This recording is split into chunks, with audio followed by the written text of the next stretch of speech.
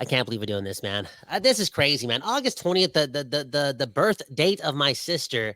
And I gotta instead of sending her a happy birthday text, I gotta do this. I gotta put all my energy into this. Okay, for real. Thatcher Demko, the Vesna guy, right? Mr. Vesna, the X Factor. Oh, we're beating the Oilers if we have Demko in it. Bro, he may not even be there. But like injury prone, I hate to say it, but I'm starting to get concerned about Thatcher Demko. Real talk. Now, Trevor's about to list off a bunch of names of other guys the Canucks could bring into again, instill some competition, push Sheelovs to make sure he's got it. And on that note, can we just start off with this because I feel as if it's the right thing to do. Bro, it's Sheelovs or bust. Like Sheelovs played in the playoffs with this core, with this group, went to war with these guys.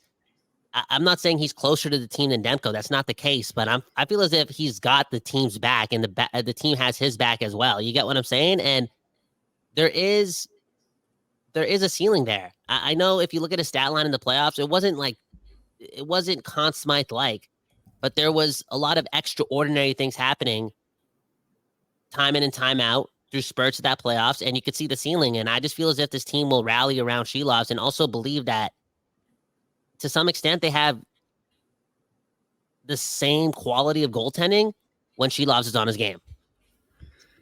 Yeah, and I think, maybe not the same quality because that's, I think Demko is definitely in another category, but I think Sheelovs surpassed everyone's expectations, right? This is a guy who had, 9, 10? I think he was 10 regular season starts before coming in for the Canucks in the playoffs. So, obviously the big flaw in this game was kind of like seeing shots through traffic, which is tough to do, right? It's the fastest game on the planet, the NHL. So, but Sheelovs was by far surpassed everyone's expectations, and he's still a young chap. I know he's, 23 going on 43 with getting married at 18 and all that, but, he proved in last year's playoffs that, he's got the sauce, right? I talk a lot about, one of the reasons I love Demko is that, that calm, cool, collected demeanor, and Sheelovs absolutely has that. I don't think a lot rattles this guy. And again, look, he's played on the international stage on a couple of occasions. He came up big in the playoffs last year. I mean, look, the guy had played a handful of NHL games, and all of a sudden he helps the Canucks go toe-to-toe against McDavid, Draisaitl, and the Oilers, takes them to Game 7. I mean, Sheelovs absolutely has the sauce. And if Demko isn't in, Sheelovs is going to be the guy.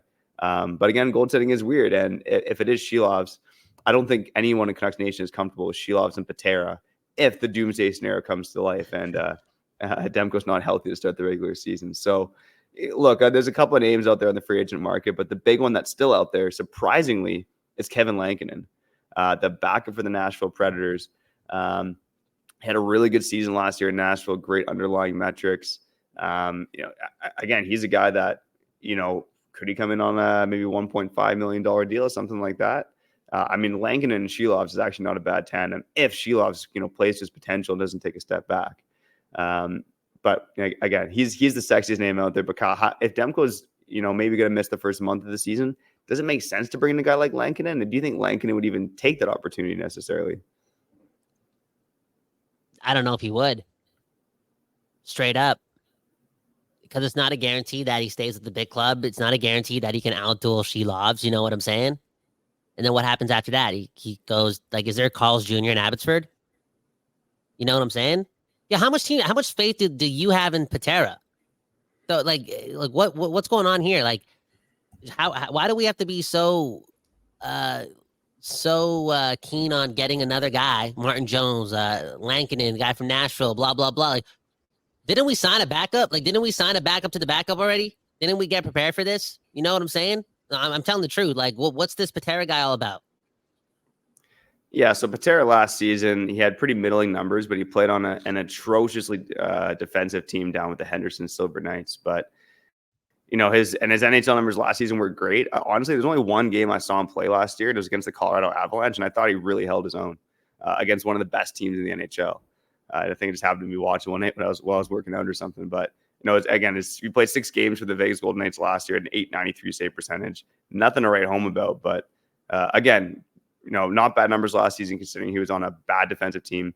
Better numbers the season before. Actually, better AHL numbers than what Sheelovs posted this year with the Henderson Silver Knights in 2022-23. So, I think there's some potential there in his game. From what I saw, he's definitely quick in terms of moving across the crease. Not the biggest guy in the world, but average size for a goalie at 6'2". But again, am I comfortable with the Shilovs Patera? Maybe for a month you are, but like that has some some Colin Delia vibes all over it. You know what I mean? Oh, yeah. I mean, why would if you're a goaltender that's dreaming to be at minimum a backup in the NHL, knowing that Demko and Shilovs is here. I know Demko may be hurt for like a month. We're not talking about Demko missing the whole season, right? Why would you want to come to Vancouver? Like, what's the rush? You know, maybe to get a little sample size and like show that you got it. Maybe you know what I'm saying. Maybe it's a bit of that. You're playing behind a good team, but that's a lot of moving around. That's a lot of uncertainty. You know what I'm saying? Maybe if I'm a Lankinen guy, I'm just signing a PTO with some other team to just like show them that I'm better than your backup. Sign me. Because if he's that good, then he's that good. Now, speaking of Nashville, I've seen this comment going around in our live chat a couple times. Askarov, right? Askarov asking for a trade out of Nashville. Apparently, he's the top goalie prospect in the NHL. And some people are like, oh, maybe the Canucks should go after him. That dynamic will not work in Vancouver. It won't. It won't.